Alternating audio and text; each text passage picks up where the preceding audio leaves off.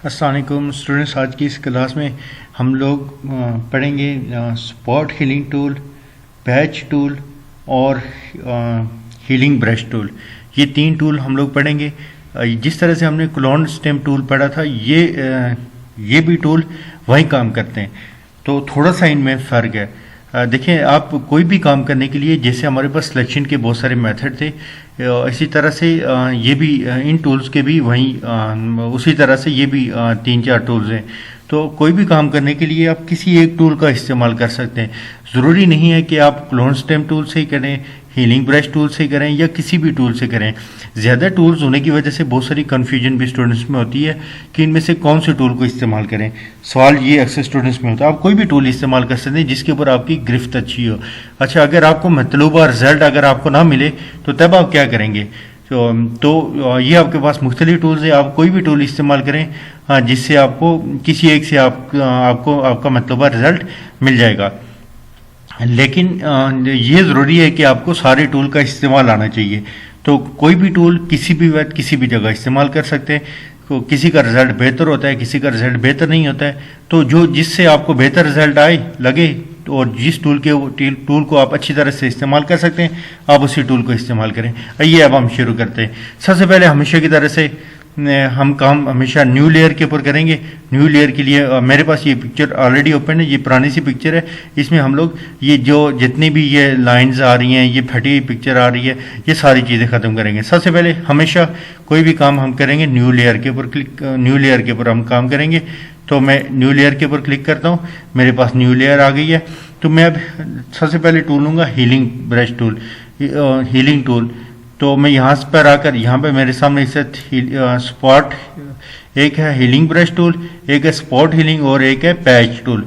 तो मैं लूँगा हीलिंग ब्रश टूल। मैं इसके ऊपर क्लिक कर लेता हूँ। तो अब मेरे पास हीलिंग ब्रश टूल सिलेक्ट हो गया है। ठीक है। इसका साइज़ आप हमेशा से स्क्वायर ब्रैकेट से राइट स्क्वायर ब्रैकेट प्रेस करेंगे, बड़ा होगा। दूसरी लेफ्ट वाली प्रेस करेंगे, इसका साइज़ छोटा आ जाएगा। तो ऊपर लेयर्स का ऑप्शन है, आप हमेशा से ऑल लेयर्स करेंगे, ये सारी लेयर्स के ऊपर काम करेगा।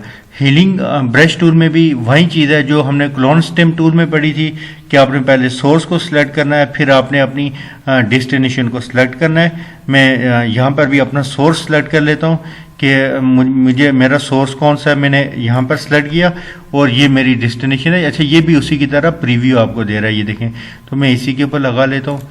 ये देखें, ये इसने बिल्कुल उसको जो यहाँ पर फटी हुई पिक्चर थी उस सारे के सारे हिस्से को इसने एग्जैक्टली उसको बिल्कुल क्लियर कर दिया है। तो अब यहाँ पर भी मुझे सेट करना है। तो मैं क्या करूँ, यहाँ से छोटा करता जाऊँगा और मैं यहाँ से देखें लेकिन अब यहाँ पर ये छोटा सा दाग आ गया है। ठीक है, मैं इसे कंट्रोल Z कर लेता हूँ, मज़ीद छोटा कर लेता हूँ। तो छोटा बल्कि जूम कर लेते हैं इसको। ठीक है, जूम कर लेते हैं और ब्रश के साइज़ को मज़ीद छोटा कर लेते हैं। तो इस तरह की सिचुएशन में जितना आप ब्रश टूल इस अपने टूल के साइज़ को छोटा करेंगे, उतनी ज़्यादा आपकी सफाई आएगी। ठीक है। तो अभी हम यहाँ से ये करने की कोशिश करते हैं। तो अभी ये मैं आपके सामने ये सेट करता हूँ।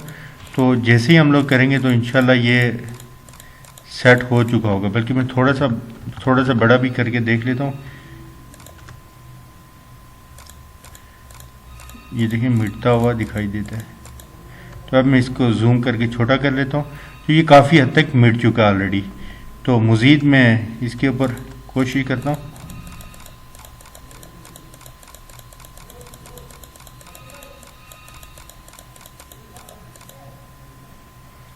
तो अब ये जगह यहाँ पर आ रही है, तो इसी के बराबर में इसी तरह से होना चाहिए।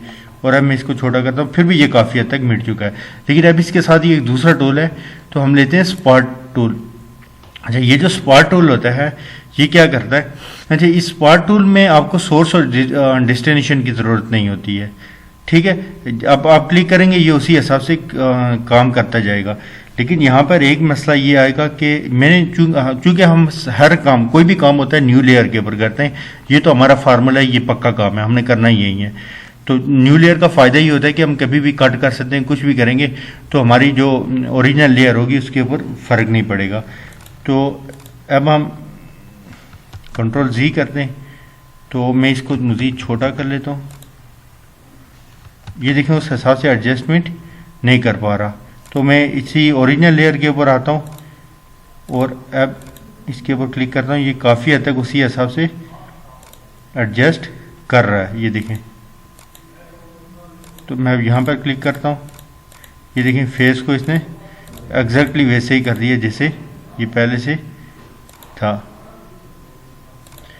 ये देखें। तो ये जो आइज़ वाला काम है ये भी थोड़ा सा टेक्निकल काम है, ये आप लोग ये बड़ा मुश्किल सा काम है थोड़ा, तो ये भी हम करके देखते हैं। ये आपने थोड़ा सा जूम लेवल इसका कम कर लेते हैं ताकि हमें क्लियरली नज़र आए, ठीक है।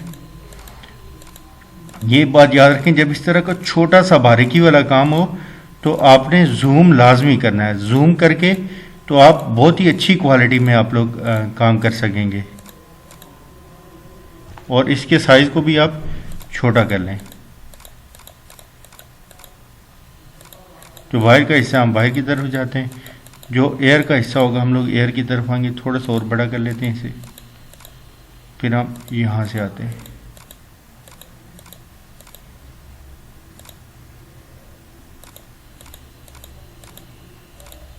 अब हम इसे छोटा कर दें। देखें ये इसने बिल्कुल आंखों को भी, इसने फेस को भी क्लियर कर दिया है। तो अब हम एक और टूल है उसको देख लेते हैं। ये हमारे पास है पैच टूल। पैच टूल ये भी वैसे ही है लॉसो की तरह सिलेक्शन टूल है। तो इस पर हम लोग क्या करेंगे, अपने सोर्स है इसमें सिर्फ आपने सोर्स को सिलेक्ट करना है, ठीक है। अब ये कि मैं यहाँ से लेकर यहाँ तक सिलेक्ट कर लेता हूँ। मैं ये चाह रहा हूँ कि ये वाली जो जगह है वैसी की वैसी इसी तरह हो जाए, ठीक है। ये जगह ख़त्म हो जाए तो मैं इसको ड्रैग करके यहाँ पर ले आऊँगा, तो इसने देखें उसी हिस्से को यहाँ पर वैसे का वैसे ही कर दिया, ठीक है। तो अब मैं मज़ीद यहाँ से यहाँ पर ले आऊँगा और अब मैं यहाँ से लेकर यहाँ तक सिलेक्शन करता हूँ, तो इसको भी वैसे ही ले आऊँगा। ये देखें,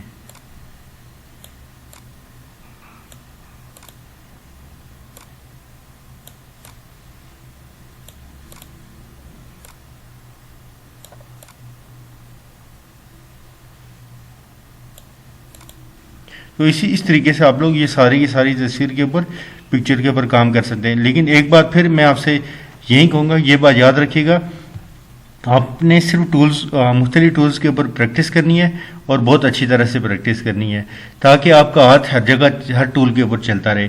तो अब ज़रूरी नहीं है कि आपने किस टूल से किस वक्त काम करना है, आप कहीं भी किसी भी वक्त किसी भी टूल को इस्तेमाल कर सकते हैं जिससे आपको आपका रिजल्ट मिले। तो इसमें कन्फ्यूज़ होने की ज़रूरत नहीं है, अक्सर लोग कन्फ्यूज़ होते हैं। तो इसी के साथ ही इस क्लास का हम इख्तिताम करते हैं। आपसे गुजारिश है कि अगर आपने हमारे YouTube चैनल को सब्सक्राइब नहीं किया तो काइंडली इस चैनल को सब्सक्राइब कर लें। अगर कोई बात समझ में नहीं आई तो आप कमेंट्स कीजिए, और अगर ये वीडियो आपको कैसी लगी इसके ऊपर भी कमेंट्स करके आप हमें लाजमी बताइएगा। मिलते हैं नेक्स्ट क्लास में।